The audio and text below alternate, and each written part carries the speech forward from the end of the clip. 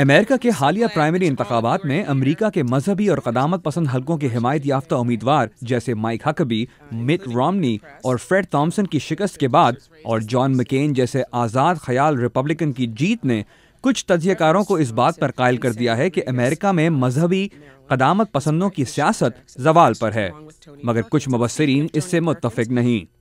It forces us to ask ourselves, are we on task? Are we meeting our responsibilities? اسی پہلو کو سامنے لانے کے لیے امریکہ کے نامور بشپ ہیری جیکسن اور فیملی ریسرچ کونسل کے صدر ٹونی پرکنز نے ایک کتاب لکھی ہے جس کا عنوان ہے personal faith and public policy.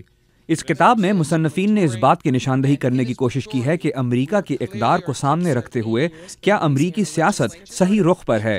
And the religious right, evangelical, social conservatives are having a pronounced impact upon the shaping of the policy in this country.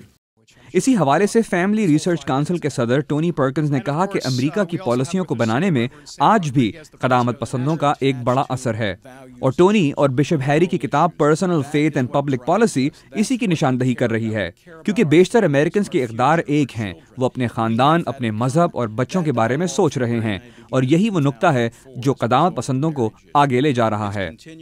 High impact leadership coalition کے بشپ ہیری نے کہا کہ اس کتاب کا اصل خیال ان کو 2004 میں آیا جب انہیں یہ سوچنے کا موقع ملا کہ ہمارا ملک کس سمت میں جا رہا ہے۔ And it said to me that we're in a moment in which we could have some kind of racial reconciliation and unity in the evangelical ranks.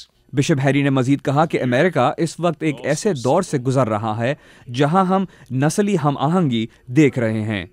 That righteousness and justice, the Bible says, are the foundation of God's throne. اس سے پہلے سفید فام کے church عدل اور حق کی بات کرتے آ رہے تھے اور سیاہ فام چرچ انصاف کے پہلوؤں کی بات کر رہے تھے، مگر اب ہمیں احساس ہو رہا ہے کہ ہم دونوں ایک ہی بات کر رہے ہیں کیونکہ خدا کی نظر میں یہ دونوں پہلو اہمیت رکھتے ہیں۔ سوال یہ ہے کہ مذہب کے نام پر سیاست کرنے والی تنظیموں کے لیے نوجوان کتنے ضروری ہیں، اور کیا نوجوان چاہتے ہیں کہ وہ مذہب کے نام پر سیاست کرنے والی تنظیموں کے ساتھ کام کریں؟